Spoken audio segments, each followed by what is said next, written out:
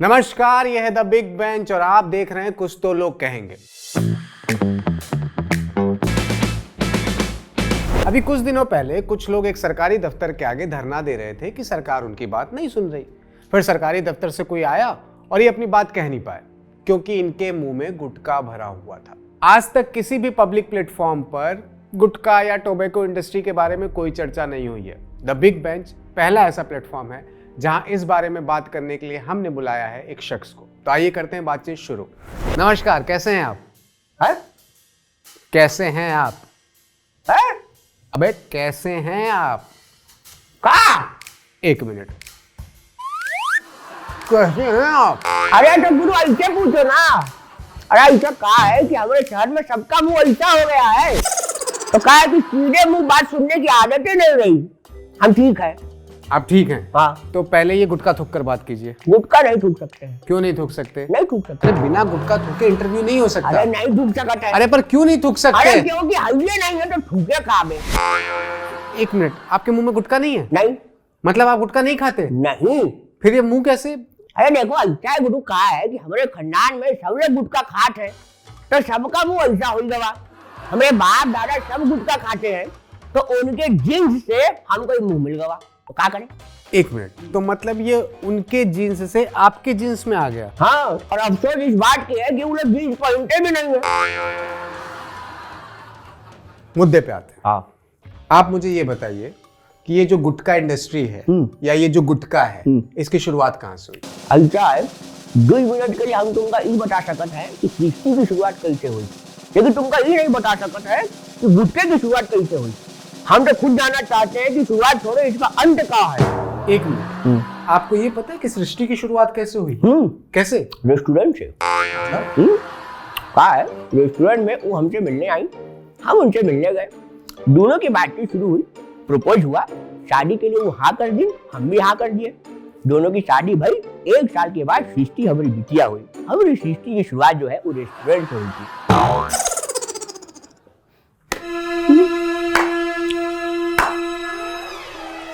मुझे ये बताइए, आप तो गुटखा नहीं खाते? नहीं। लेकिन बाहर तो बहुत सारे लोग गुटखा खाते हैं। बाहर गुटखा? अरे हमारे घर में खाते है यार। लोगों के घर की दीवार में मसाला लगत है, हमारी घर की दीवार में पान मसाला लगा है। अच्छा। और हमारे खानदान में ऐसा कोई आदमी नहीं है गुरु की तो गुटखा नहीं खाते, हर कोई खाता है। अरे जो हमारी छोटी बहन है, गुटखा के चक्कर में आज तक उसको प्यार नहीं मिला। मैं समझा नहीं, कैसे? क्योंकि हमारे खानदान में लोग बुढ़िया से ज्यादा पुड़िया को मुंह लगाते हैं। अच्छा। अभी तो कुछ भी नहीं है। हमारे खानदान में कहा है कि शादी तक गुटखा के चक्कर में भाई है। मतलब कैसे? हम समझाते हैं। देखो कहा है गुरु, ऐसा है कि हमें जो बताने वाले बताते हैं कि जब चाचा चाची को देखने गए थे शादी के लिए, तो चाची पूछी कि ऐसा कहा तुम हमारे लिए कर सकते हो कि हम भरोसा कर लेंगे तुम हमसे प्यार करते हो। बस ठीक है, चाचा के मुंह में पान मसाला धरा था, वो थूक दिए। चाची देखी, बोली अरे बाप रे बाप, इतना बड़ा सेक्रीफाइस। क्योंकि हमारे खानदान में लोग दुनिया छोड़ सकते हैं लेकिन गुटखा नहीं छोड़ सकते। फिर का शादी हो गई। मतलब गुटखा थूकने से बात पक्की हो गई?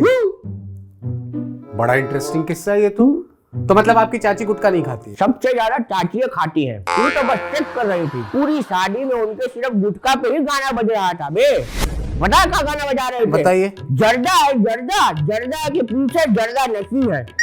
आपकी चाची का नाम क्या है? पया जर्दा। ये कैसा नाम हुआ? काहे में जब जया पर्दा हो सकता है तो पया जर्दा काहे नहीं? अरे तो कुछ भी नहीं है। हमारे खानदान में तो मौत तक गुटखा के चक्कर में भाई।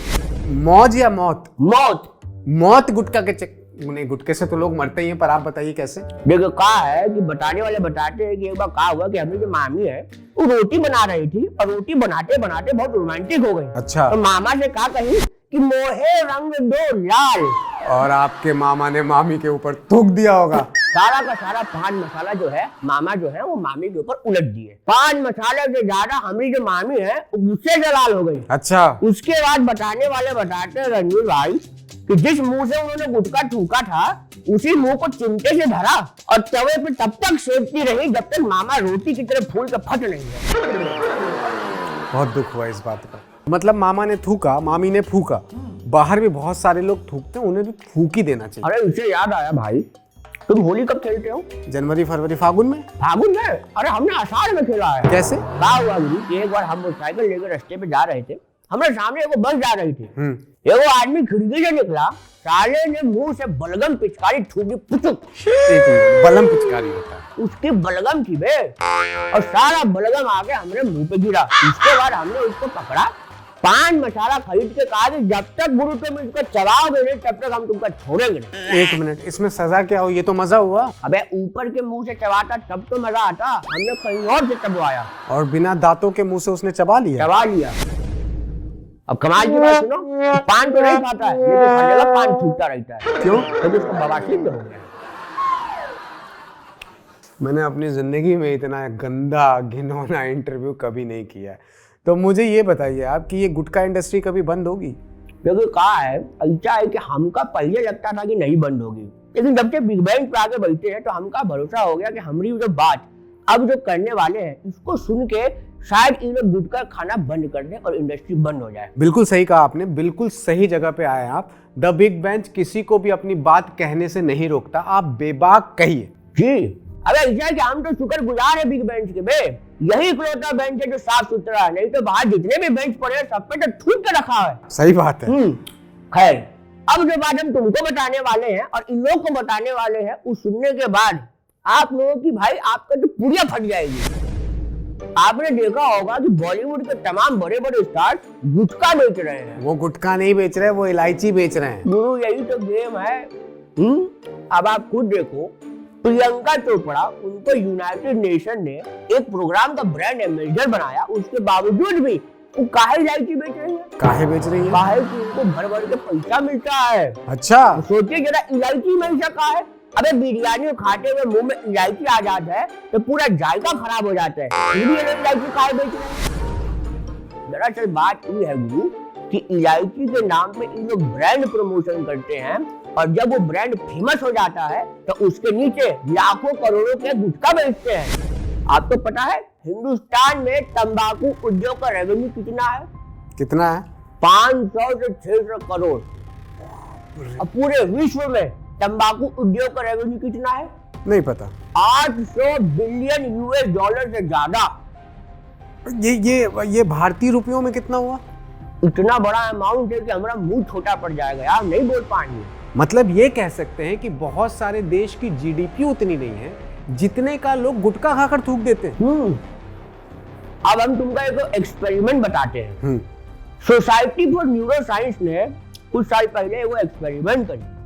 उसमें क्या करी, 17 लोगों को पकड़ी जो गुटखा खाते थे और 17 लोगों को पकड़ी जो गुटखा नहीं खाते थे। उन सभी लोगों को पिक्चर दिखाया गया और उस पिक्चर के अंदर तंबाकू का सेवन करते हुए दिखाया गया।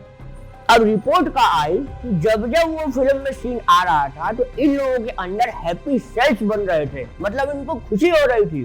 तो रिपोर्ट ये कही कि ऐसे लोग जो गुटखा छोड़ना चाहते भी हैं, पिक्चर में ऐसा सीन देखकर वो छोड़ नहीं पाते हैं। मतलब हम ये कह सकते हैं कि हम फिल्म में गुटखा नहीं, गुटके में फिल्म देख रहे हैं। जी हाँ। अब तुमका एक और इंटरेस्टिंग रिपोर्ट बताते हैं गुरु। 1990 से लेकर 2003 में जितनी भी पिक्चरें बनी उनमें से 76% ऐसी पिक्चरें थी जिनमें गुटखा का सेवन और बीड़ी सिगरेट का सेवन करते हुए दिखाया गया था। और 2005 के बाद पता है कितनी पिक्चरें बनी ऐसी जिनमें गुटखा का सेवन दिखाया है? 79%। बाप रे। कुल मिलाकर गुटखा और सिगरेट को प्रमोट करने के पीछे फिल्म इंडस्ट्री का बहुत बड़ा हाथ है।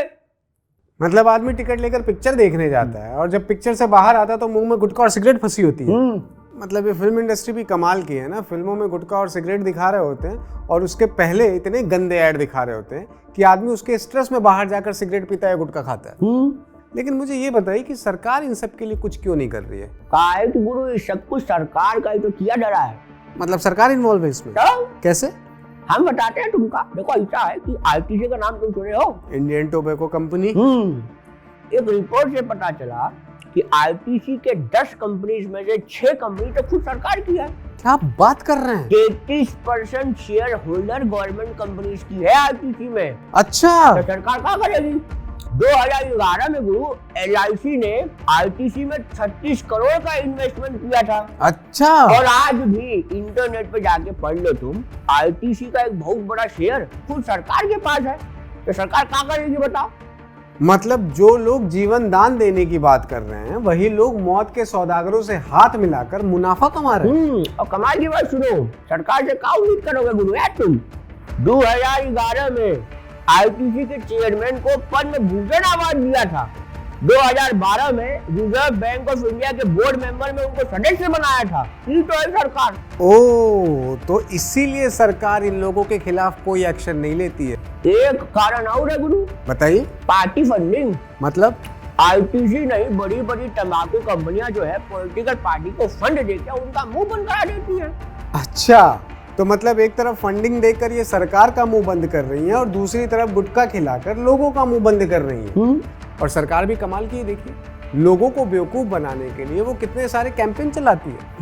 अब तुमको एक बात बताएं, ये सरकार कैंपेन चलाती है, इसका खर्चा कितना आता है? कितना खर्चा होगा? 2 लाख करोड़। बाप रे! एक तरफ सरकार कैंपेन चला के बेवकूफ बनाती है, दूसरी तरफ अपने ही लोगों को टेंडर देती है गुरु। टेंडर देती है मतलब ये मैं नहीं समझा। अब सुनो तुम, अब हम तुमको भांडा फोड़ देते हैं। एनसीपी के नेता प्रफुल्ल पटेल की अपनी खुद की बीड़ी बनाने की कंपनी है। क्या बात कर रहे हैं? सीजे बीड़ी, जाके देख लो नेट पे, चाहे किसी खोखे पे जाके देख लो, तुमको मिल जाएगी। अभी तो कुछ भी नहीं, फॉरेस्ट डिपार्टमेंट जो गवर्नमेंट के अंदर आता है वो तेनू पत्ता का मार्केटिंग करती है। तेंदू पत्ता? तेनू पत्ता ये क्या होता है? जिससे बीड़ी बनती है गुरु। अच्छा। अब तुम गुरु एक और इंटरेस्टिंग किस्सा सुनो। विनय तिवारी करके गुटखा के एक बहुत बड़े बिजनेसमैन हुआ करते थे। जब उनको मुंह का कैंसर हुआ तो उन्होंने गुटखा इंडस्ट्री की पोल पट्टी खोल कर रख दी। मतलब जब खुद की जान पर बात आई तब जाकर पोल खोली, वरना तो लोगों की जान से खेल रहे थे। उन्होंने क्या बताया, मेरा ध्यान से सुनिए। अब आप खुद बताइए कि केसर का मार्केट में क्या रेट चल रहा है? केसर का मेरे ख्याल से कुछ 3-1 लाख रुपए किलो चल रहा होगा। तो जरा सोचो कि इतना महंगा केसर 1-2 रुपए की पुड़िया में कैसे मिल सका था? कैसे? क्योंकि केसर के नाम पे गुरु केमिकल चिपकाया जा रहा है। मतलब दाने दाने में केसर का नहीं, केमिकल का दम है। और ये सिर्फ केसर के साथ नहीं हो रहा है, इलायची, कट्ठा, जितना भी चीज पान में डलता है उस सब का केमिकल का ऑप्शन मार्केट में है अवेलेबल। और तुमको एक बात बताएं, कट्ठा की जगह जिस केमिकल का इस्तेमाल किया जाता है उसका नाम क्या है? क्या है? Magnesium carbonate. और यही मैग्नीशियम कार्बोनेट कारण है मुंह के कैंसर का। अब तुम एक बार सुनकर और हैरान हो जाओगे, ये सारा केमिकल आता कहाँ से है? कहाँ से आता है? चाइना से। बाप रे! गुटखा बेचकर, गुटखा इंडस्ट्री चलाकर चाइना ने हिंदुस्तान का एक बहुत बड़ा मार्केट कैप्चर कर रखा है। इन लोगों को पता ही नहीं है। मतलब तंबाकू और पान के नाम पे भी चाइना हमें चूना ही लगा रहा है। और हम सोच रहे हैं कि दिवाली पे इनकी लाइट ना खरीद के हमने इनकी इकोनॉमी तोड़ ली। ये तो आपने बहुत हैरान करने वाली बात बताई। कुछ ऐसी बात भी बताइए जिससे जो लोग ये देख रहे हैं उन्हें गुटखा छोड़ने की प्रेरणा मिले।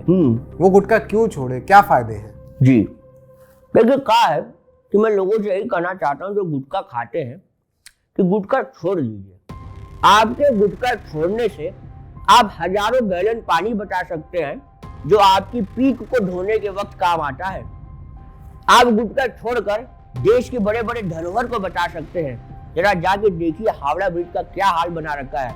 थूक थूक कर हावड़ा ब्रिज का एक पिलर लोगों ने खराब कर दिया। गुटखा ना खाकर आप बड़े बड़े करप्शन को रोक सकते हो, क्योंकि तंबाकू इंडस्ट्री 28% जीएसटी बचाने के चक्कर में गवर्नमेंट के बड़े बड़े लोगों के साथ साठगांठ कर लेती है। और गुटखा ना खाकर आप अपना भी जीवन बचा सकते हो, क्योंकि एक रिपोर्ट के अनुसार हर 3 में से 1 गुटखा सेवन करने वाले इंसान को कैंसर है, और जो बाकी 2 बचे हैं उनको भी कोई ना कोई बीमारी है। ऐसा है जो तुम गुटखा खा रहे हो ना, तुमको बीमारी है और तुमका पता ही नहीं है। इतनी सारी बातें करने के बाद बिग बेंच पे बैठ के हम इतना ही कहना चाहते हैं, शायद ये सुन के आपकी आंखें खुले। 2 रुपए की मौत बेचकर बड़े बड़े उद्योगपतियों ने लाखों की जिंदगी बना ली। अब तो छोड़ लो। यस, इसी मोमेंट का इंतजार था मुझे। अब जो बात आपने कही ना, अब मन कर रहा है कि मैं आपका मुंह चूम लूं। कोई मुझे मुंह नहीं चुमवाता, कोई मेरे को चुम्मी नहीं देता। लेकिन द बिग बेंच पे बैठ के सोचने वाली बात ये है कि इन्होंने जो कुछ भी कहा है उससे आपने कुछ सीखा या नहीं सीखा। अगर सीखा तो गुटखा छोड़ दीजिए, नहीं तो दुनिया छोड़ने की तैयारी कीजिए। द बिग बेंच पे बैठिए और सोचिए। चुम्मी तो दे दो।